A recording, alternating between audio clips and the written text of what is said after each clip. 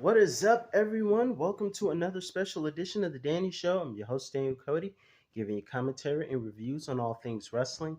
Thank you guys so much for watching. Tonight, we saw WWE Survivor Series Wargames coming to us from Vancouver, British Columbia, Canada, the same city that hosted a Buried Alive match between Stone Cold Steve Austin and The Undertaker at Rock Bottom over at Rock Bottom 1998 in December. Fun memory, wasn't it? Of course, tonight we saw some very interesting things. Speaking of The Undertaker, I got some Undertaker 1995 vibes with a mixture from Rhea Ripley as we opened the show with the women's version of the War Games. And tonight we saw Rhea Ripley come out in an almost devil-like mask to cover up her face from because of facial injuries, similar to what The Undertaker went through, many years ago. And tonight we saw those two get along. We saw Bayley and the EST of WWE get along very well. We saw baseball bats. How is Rhea not broken? Also, happy birthday, Naomi, aka Trinity, Mrs. Jimmy Uso. Happy birthday to her as she helped win the match tonight. We saw Rhea Ripley finish the game by pinning Women's World Champion Liv Morgan. For a second, I actually thought Tiffany was going to cash in, but she didn't.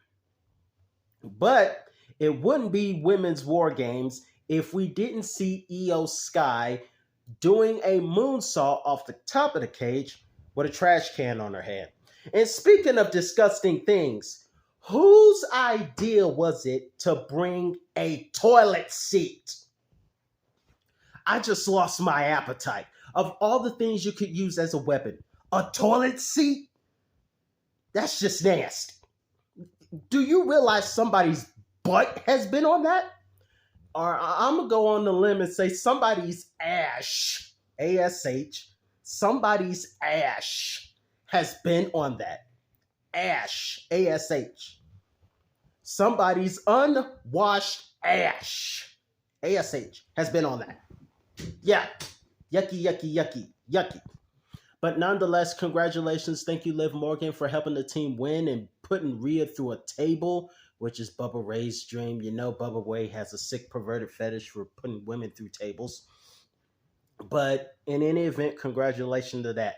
Speaking of Rhea Ripley, during an amazing triple threat match between Braun Breaker, Ludwig Kaiser, and Sheamus, I noticed something very strange.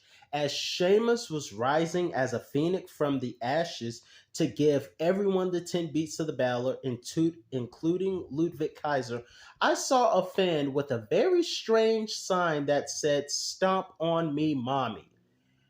Ow. Be careful what you ask for. I've seen some strange signs. Speaking of, some of the strangest signs I've seen. Number one, at King of the Ring 1998 between The Undertaker and Rock for the WWF Championship, I saw a strange sign that said, "I eat boogers." Another strange sign was at Survivor Series 2000 with a match involving Triple H and Stone Cold Steve Austin. You could see a fan holding up a sign saying, "Pedophile, here." You guys make some really dumb signs sometimes. But in any event, Braun Breaker was a machine. The way he came flying at Ludwig Kaiser out of nowhere as Sheamus and Ludwig fought on the outside was crazy. And he is the master of the spears. Braun Breaker is a machine. However, I still want to see Sheamus win an Intercontinental Championship before retirement. Also, congratulations, Shinsuke Nakamura is the new U.S. champion, defeating L.A. Knight. Not what we wanted popularity-wise, but Shinsuke Nakamura is back to his dangerous ways and he has adopted to become more dangerous.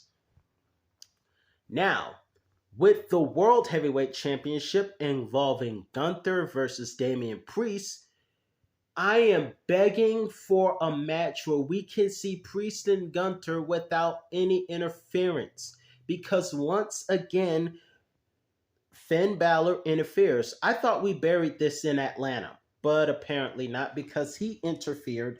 And now we have more wars going on, including a backlot brawl as Judgment Day helped Finn Balor fend off Priest. Let's see how this ends up. I don't know how Rhea and Liv is going to end up, but let's see how this ends up. Maybe the Terror Twins will get back together. I love the Terror Twins. But speaking of something else I enjoyed, the main event. First and foremost, can we talk about the fact CM Punk just stood in the corner like a kid at school who didn't want to be there. And as soon as it was his turn to go in, 10, 9, 8, 7, 6, 5, 4, 3, 2, 1. Roman's getting ready to go out. Punk's like, nope! Gotcha. CM Punk got Roman really good. And as Roman finally found his way in, he had to climb his way out of to the War Games cage because Solo caged the whole thing shut. But Roman flew in. So, what's his name? Bronson Reed won't be having children anytime soon. And of course, Roman did something we don't see Roman do. He flew. Roman, the OTC, even Chiefs can fly. Maybe not the Kansas City Chiefs, although they're an amazing football team, but the Tribal Chief can fly. But tonight we saw that not only is Bronson Reed not having children, but Bronson Reed should not fly off the cage like that again because Roman Reigns was rescued by CM Punk despite being accidentally speared. Thankfully, Paul Heyman got everyone on the same page and they fought together. And Roman Reigns went to spear Solo after the CM Punk GTS. It was a GTS spear combo for the win. Everyone shook hands. CM Punk and Roman shook hands. And the one question that is on my mind is, what is the favor that CM Punk wants for Paul Heyman? Until next time, I'm your host, Daniel Cody. Have a great weekend. Hope you enjoyed the holidays, your week off, everyone. See you next time. Have a great time with your family.